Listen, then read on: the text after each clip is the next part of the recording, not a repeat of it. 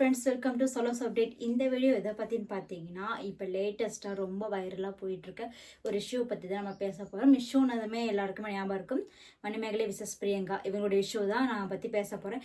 இந்த இஷ்யூ பற்றி பேசுறதுக்கு உனக்கு என்ன தகுதி இருக்குது, நீ எதுக்குமா அதெல்லாம் பற்றி பேசணும்னு சொல்லிட்டு நிறைய பேர் கிளம்புவீங்க. அதுக்கு என்ன சொல்கிறேன்னா, ஒரு பாயிண்ட்ல நான் சொல்கிறேங்க, இது வந்து சொல்லாமன்னு தெரியல, இருந்தாலும் நான் சொல்கிறேன். நான் இன்னைக்கு இருக்கேன்னா ஓகேவா, இருக்கேன்னா அதுக்கு ஒன் ஆஃப் த ரீசன் வந்து பார்த்தீங்கன்னா சிடபிள்யூசி. நான் சிடபிள்யூசி ஃபேன். நான் சீசன் 1லேருந்து இந்த இப்போ லேட்டஸ்ட்டாக ஒரு எல்லா எபிசோடும் நான் மிஸ் பண்ணாமல் பார்த்துருவேன். நான் எப்படின்னு பார்த்தீங்கன்னா, ஒரு சின்னதாக ஒரு பிரச்சனை அப்படின்னாலும் வந்து என்னுடைய மைண்டில் ஃபஸ்ட்டு தோன்றது வந்து வேண்டாம், நம்ம இருக்க வேண்டாம் அப்படின்னு சொல்லிட்டு தான் ஃபஸ்ட்டு தோணும். இது வந்து ஒரு டைம் 2 டைம் இல்லைங்க, ஒரு 3-4 டைம் எனக்கு அது மாதிரி பல இடங்களில் தோன்றிருக்கு. அப்படி நான் வந்து ஒரு முடிவு எடுக்கும் போது எல்லாமே வந்து பார்த்தீங்கன்னா, அன்னைக்கு வந்து ஒரு சாட்டர்டே வரைக்கும் சண்டே இருக்குன்னு டிவியில் வந்து பார்த்தீங்கன்னா அந்த ஷோ டெலிகாஸ்ட் ஆகிருக்கும் சிடம். அப்படி அந்த ஷோ பார்க்கும்போது அதில் நான் 1.5 hours ஓடுமா அந்த டியூரேஷன், அதில் ஸ்டார்டிங் டு எண்ட் வரைக்கும் நான் ஸ்மைலில் சிரிச்சு தான் பார்த்துருப்பேன். யாராக இருந்தாலும் ஒரு சிரிக்காத மூஞ்சி கூட பார்த்தீங்கன்னா கண்டிப்பாக சிரிச்சிடுவாங்க. அப்படிப்பட்ட ஷோ தான் அது. அது நிறைய பேர் நீங்கள் ட்ரோல் பண்ணுறீங்க, இருந்தாலும் எனக்கு அது இப்போ வரைக்குமே எனக்கு அந்த ஷோ ரொம்ப பிடிக்குங்க. அப்படிப்பட்ட ஒரு ஷோ வந்து பார்த்தீங்கன்னா, நான் அந்த பிரச்சனையிலே இருக்கும்போது அந்த ஷோ நான் பார்ப்பேன். முடிச்சதுக்கப்புறம் அப்படி ஒரு பிரச்சனை நடந்துச்சா, நம்ம இப்படி யோசிச்சோமா, தப்பு இதுக்கு போய் இப்படி யோசிச்சிருக்கேமேன்னு சொல்லிட்டு பல தடவை ரியலைஸ் பண்ணியிருக்கேன். மறுபடியும் ஒரு பிரச்சனைனா இப்படி தான் வரும். அதனாலேயே வந்து பார்த்தீங்கன்னா சில டைம் ப்ராப்ளம்ஸ் இருக்கும்போது கூட நான் அந்த ஷோ பார்ப்பேன். ஏன்னா நம்ம அந்த ஷோ பார்த்த உடனே பார்த்தீங்கன்னா நம்ம ப்ராப்ளமை மறந்துடுவோம். அதுக்கப்புறம் வந்து நம்ம நார்மலாக பிஹேவ் பண்ணிவிடுவோம். அதுக்கு எபிசோட் முடிச்சதுக்கப்புறம் அப்படி ஒரு பிரச்சனை நடந்துச்சு, இவ்வளோ ஃபைட் நடந்துச்சு, எதுவுமே எனக்கு ஞாபகம் இருக்காதுங்க. அதுக்கப்புறம் நான் ரொம்ப நார்மலாக எதுவுமே நடக்காத மாதிரி நான் பிஹேவ் பண்ணுவேன். அது எல்லாமே எனக்கு மறந்துடும். அது மாதிரி பல டைம் வந்து இருந்துக்கிட்டு அந்த ஷோ எனக்கு ரொம்ப ஹெல்ப் பண்ணியிருக்கு.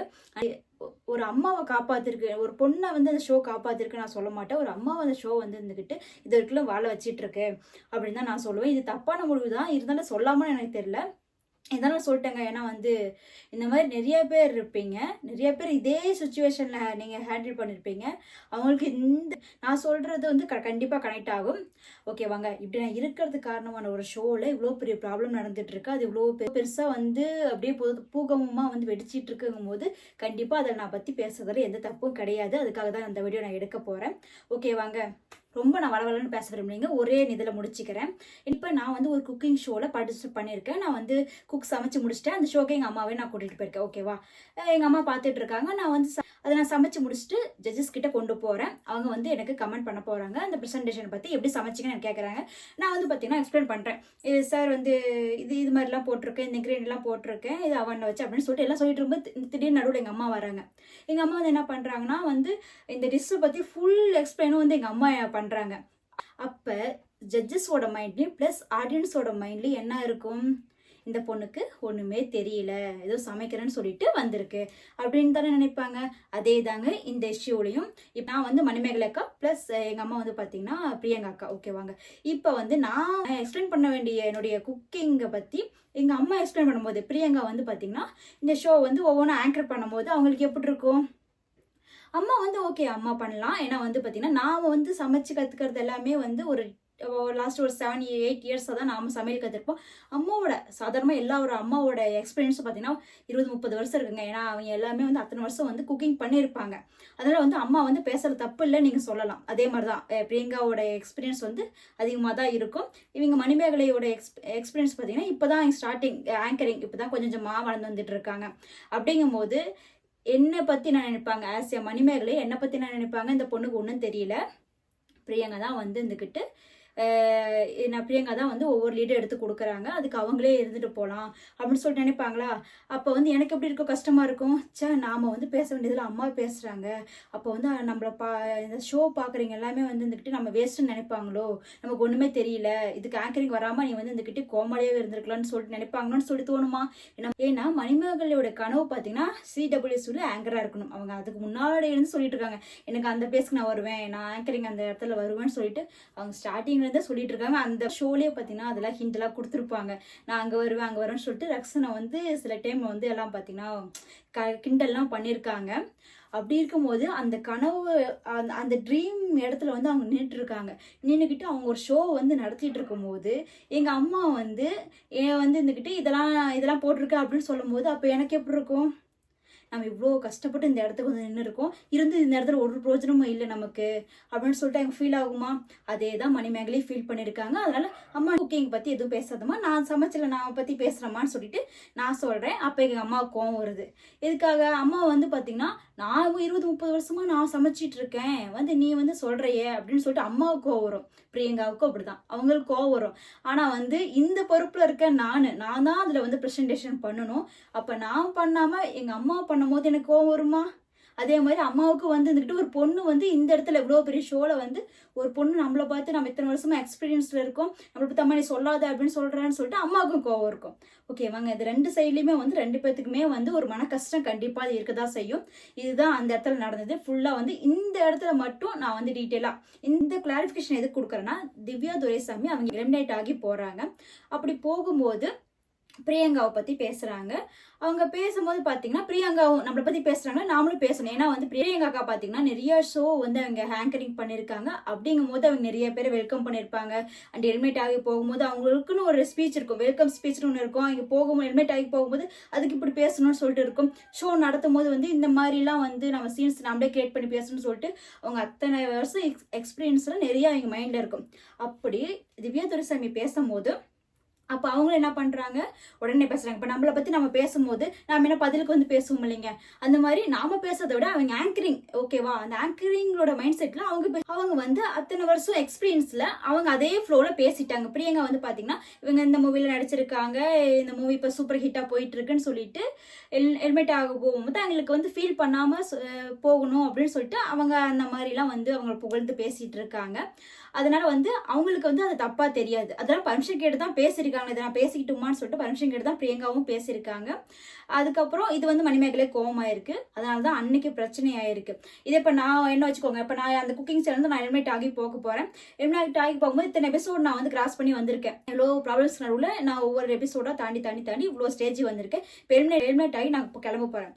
அப்படி போகும்போது வந்து சரி ஓகேங்க, திவ்யா துரைசாமி வந்து இப்போ கிளம்ப போகிறாங்க அப்படின்னு சொல்லும் போது நார்மலாக அது அதிலேயே முடிஞ்சு போயிடும். இது எதை வச்சு சொல்கிறேன்னா, நான் இப்போ ரீசெண்டாக ஒரு வீடியோஸ் பார்த்தேங்க. அப்போ பார்த்தீங்கன்னா சிங்கம்புலி சார் வந்து ஒரு ஆடியோ லான்ச் ப்ளஸ் ஏதோ ப்ரெஸ் மீட்டில் வந்து அவர் வந்து உட்காந்துட்டு இருக்காரு. அவர் நடிச்ச ஒரு மூவியில் உட்காந்துட்டு இருக்காரு. அப்போ வந்து பார்த்தீங்கன்னா அங்கே ஆங்கரிங் பண்ணுறவங்க வந்து நெக்ஸ்ட் வந்து பேச போகிறவர் சிங்கப்புலி அப்படின்னு சொல்லிட்டு முடிச்சிட்டாங்க. அப்போ அடுத்து வந்து அவர் நிறைய மூவியில் டைரக்ட் பண்ணியிருக்காராட்டிருக்கு. அண்டு ப்ரொடியூஸும் பண்ணியிருப்பார் போல. நிறைய ஸ்கிரிப்ட் ரைட்டிங் நிறைய ஒர்க் அப்போ ஸ்டார்டிங்லேருந்து பண்ணிட்டு வந்திருக்காங்க. இப்போ தான் வந்து அவர் ஒரு காமெடி ஆக்டர். அதுக்கு முன்னாடி நிறைய வந்து மூவி வந்து எடுக்கிறது, நிறைய சூப்பர் ஹிட்டான மூவிலாம் வந்து அவர் டைரக்ட் பண்ணியிருப்பார் போல. அதெல்லாம் அந்த ஆங்கருக்கு தெரியாமல் அவர் நார்மலாக வந்து சிங்கம்புலி சார் பேச வராரு அப்படின்னு சொல்லிட்டு அதோடய முடிச்சிட்டாங்க. அப்போ அவர் கோவம் வந்து அந்த கோவத்தை ரொம்ப கட்டுப்படுத்தி நார்மலாக அப்படி பேசிட்டாங்க. நான் வந்து அஜித் வச்சு படம் எடுத்திருக்கேன் அப்படின்னு சொல்லிட்டு அந்த கோவத்தெல்லாம் கண்ட்ரோல் பண்ணிக்கிட்டு அவர் பேசியிருந்தாருன்னு சொல்லிட்டு இன்னொரு ப்ரெஸ் மீட்டில் வந்து இப்போ விஜய் சேதுபதி சாரை வச்சு டைரக்ட் பண்ணிட்டு இருக்க இன்னொரு டைரக்டர் சார் சொல்லுவார், அந்த பொண்ணு இப்படி சாதாரணமாக சொல்லிட்டாங்க. அந்த மனுஷன் வந்து அந்த கோவத்தெல்லாம் அப்படியே நாக்கில் ஒரு பல்லு அப்படி நாக்கில் ஒரு சொலாட விட்டுட்டு அவ்வளோ பொறுமையாக பேசிகிட்டு இருந்தாரு அப்படின்னு சொல்லிட்டு அதே தாங்க இந்த ஷூவே நான் சொல்ல வரேன். இப்போ திவ்யா துரைசாமி ஒரு சின்ன ஹீரோயின், இப்போ வளர்ந்து வர ஹீரோனாக இருந்தாலுமே அவங்க நல்ல ஒரு படத்தை கொடுத்துருக்காங்க. அந்த படத்தை பற்றி ப்ளஸ் இவங்க குக்கிங்கில் இவ்வளோ எபிசோடாக கடந்து வந்திருக்காங்க. அதை பற்றி யாராச்சும் நமக்கு பேசாமல், ஒருவேளை இந்த எபிசோடில் அவங்க ஹெல்மெட் ஆகி போகும்போது யாராச்சும் பேசாமல் இருந்தாங்கன்னா அவங்களுக்கு மன கஷ்டம் இருந்திருக்கும். இவ்வளோ எபிசோடாக நாம் இருந்தோம், நம்மளை பற்றி யாருமே வந்து வெளியே போகும்போது நல்லா பேசலையேன்னு சொல்லிட்டு ஒரு ஃபீலிங் கண்டிப்பாக இருந்திருக்கும்.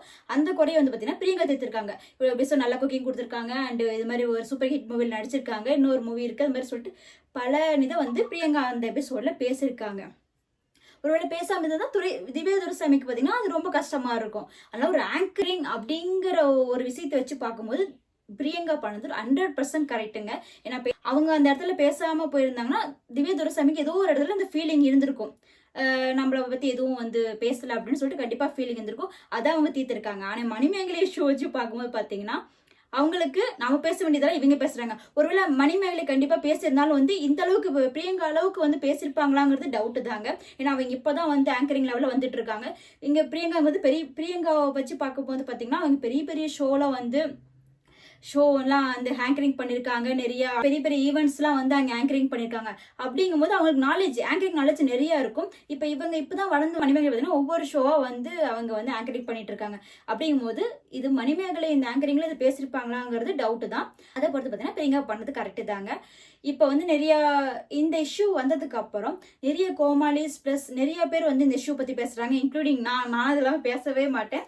அண்ட் நானும் அதெல்லாம் வந்து பேசிகிட்டு இருக்கேன்னா அது இருக்கு. இது மாதிரி நிறைய பேர் பேசும்போது என்ன சொல்றாங்க, அந்த இஷ்யூ வந்து அவங்க அப்படியே வந்து மணிமேகலை வந்து இவ்வளோ பெருசாக்கி இருக்க வேண்டாம், வந்து இருந்துக்கிட்டு அது நார்மலாக முடிச்சிருக்கலாம், அப்படியே சும்மா முடிச்சிருக்கலாம், ஆனால் அவங்க வந்து பெரிய இஷ்யூவாக கொண்டு வந்துட்டாங்க அப்படின்னு சொல்லி சொல்றாங்க.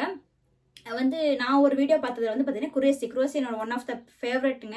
அவர் எனக்கு ரொம்ப ரொம்ப பிடிக்கும். இருந்தாலும் அவர் நிறைய வீடியோஸ் பார்க்கலாம். அவருடைய வீடியோஸ் நான் பார்த்து 2-3 அண்ட் புகழ், அனிதா சம்பத் இது மாதிரி நிறைய பேர் போட்டிருந்த வீடியோஸ்லாம் நான் பார்த்தேங்க. அதில் குரேசி அவர் பேச வந்து பார்த்தீங்கன்னா ஒருத்தருக்கு ஃபேவராக இருக்க மாதிரி இருக்குன்னு சொல்லிட்டு நிறைய வீடியோஸ்லாம் நான் பார்த்துருக்கேன். நிறைய வீடியோஸ்லாம் போயிட்டுருக்கு. இப்போ குரேசியாக வச்சுக்கோங்க, அவரே வந்து ஒரு ஷோ வந்து ஹோஸ்ட் பண்ணிட்டு இருக்காரு. அப்படி அவர் பண்ணிட்டு இருக்கும்போது அவருக்கும் பார்த்தீங்கன்னா இந்த ஆங்கரிங்கிறது புதுசு தான். அவர் வந்து வந்துக்கிட்டு அவருடைய நாலேஜுக்கு ஏற்ற மாதிரி பேசிகிட்டு இருக்காங்க. அப்போ திடீர்னு வந்து மாக்காப்பா வர்றாரு. அவர் வந்ததுக்கு அப்புறம் வந்து அவர் நடுவில் உள்ள போறாரு. அப்போ கண்டிப்பாக குரேசி இல்லைங்க, யாராக இருந்தாலுமே நம்ம வந்து புதுசு தான், நமக்கே தெரியுது நம்ம புதுசு தான், ஆனால் வந்து நமக்கு நாலேஜ் வரைக்கும் நம்ம எடுத்துகிட்டு போயிட்டு இருக்கோம். அப்படிங்கும்போது இவர் வந்து சொல்லும்போது நான் தப்பாக பேசிட்டோமோ, இன்னும் கொஞ்சம் நல்லா பேசிருக்கலாமோன்னு சொல்லிட்டு நமக்கு கஷ்டமாக இருக்கும். அப்போ இதில் வந்து ஒருவேளை வந்து டிவியில் டெலிகாஸ்ட் பண்ணிடுவாங்களோ, நம்ம தப்பாக பேசுறதா டெலிகாஸ்ட் பண்ணிடுவாங்கன்னு கண்டிப்பாக யாராக இருந்தாலும் ஒரு மன கஷ்டம் இருக்குங்க. இதே தான் மணிமேகலை அந்த இடத்துல ஃபீல் பண்ணியிருக்காங்க. அவங்க டைரெக்டாக சொல்லிட்டாங்க, இன்டெரக்டாகவும் சொல்லிட்டாங்க. 2 விதமாக சொல்லியும் அது அடிக்கடி இப்படி நடக்கும்போது அவங்க வந்து இந்த ஷோ வேணான்னு சொல்லிட்டு அவங்களே போனாங்களோ, இல்லை வந்து ஷோவே வந்து இருந்துக்கிட்டு அவங்க ஒரு வேளை இது மாதிரி ஷோ போகுது, மன்னிப்பு கேளுங்க, ஒரு சாரி சின்னதாக வந்து சாரி சொல்லிடுங்க, அப்படி வந்து நீங்கள் வந்து பேசுனதுக்கு அப்படின்னு சொல்லி சொல்கிறாங்க. அது உண்மையோ பொய்யோ யாராக இருந்தாலும் என்னுடைய கருத்து வந்து பார்த்தீங்கன்னா சாரி கேளுங்கன்னு ஒரு உண்மையாக சொல்லியிருந்தாங்கன்னா சாரி கேட்க தேவையில்லைங்க.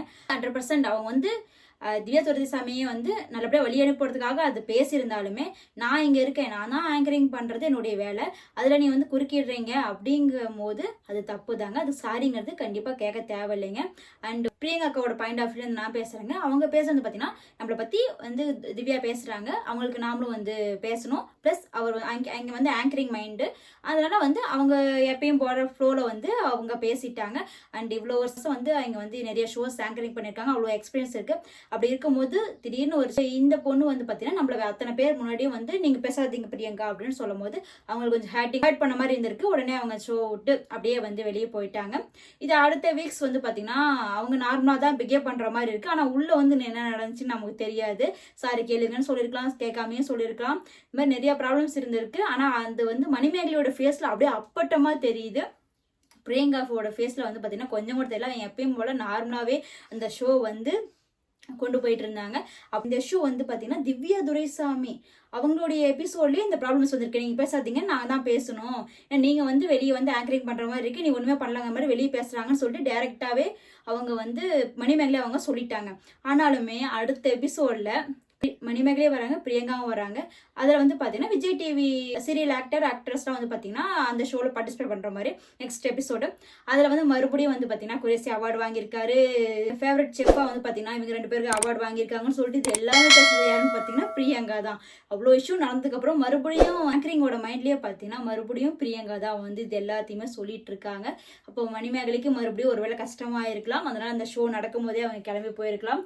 அப்போ என்ன இஷ்யூ நடந்துச்சுன்னு தெரியல. இந்த இஷ்யூ பொறுத்த வரைக்கும் பார்த்தீங்கன்னா இது என்னுடைய பாயிண்ட் ஆஃப் வியூ. 2 பேத்துக்குமே நான் காமனாக தான் சொல்லுவேன். ஆனால் ஒரு படி மேலே பார்த்தீங்கன்னா மணிமேகலே சொல்லுவேன். இருந்தாலும் அவங்க ரிசைன் பண்ணிட்டு போயிருக்க வேண்டாம். இன்னொரு இப்போ 2 எபிசோடு தாங்க அவங்க பண்ணாமல் இருந்தால் அந்த 2 எபிசோடும் பண்ணிட்டு, ஏன்னா இந்த ஷோ இந்த சீசனில் மட்டும் தான் பிரியங்கா இருக்க போகிறாங்க. நெக்ஸ்ட் சீசனாக அவங்க வரப்போகிறது கிடையாது. அதனால் வந்து அவங்களுடைய ட்ரீம் வந்து இவ்வளோ வருஷமாக நம்ம வந்து இங்கே ஆங்கரிங் CWCயோட ஆங்கராக நம்ம வரணும்னு சொல்லிட்டு இருந்த ஒரு பொண்ணு அவங்க வந்து அப்படி ஒன்று வேண்டாம் அப்படின்னு சொல்லிட்டு தூக்கி போட்டு போகிறாங்களோ, இல்லை வந்து இருந்துக்கிட்டு இல்லைம்மா இது சரிப்பட்டு வராதுன்னு சொல்லி அவங்களே வந்து சொல்லிட்டாங்களோ, என்னவோ எந்த இஷ்யூவோ அது வந்து எதுவாக இருந்தாலும் அவங்க கொஞ்சம் காமனாக ஹேண்டில் பண்ணியிருக்கலாம். ஏன்னா வந்து அவங்களோட ட்ரீம் இதுதான். இங்கே வந்தும் அவங்க வந்து போயிட்டாங்க. கண்டிப்பாக விஜய் டிவியில் இன்னும் நிறைய ஷோஸ் வரும்.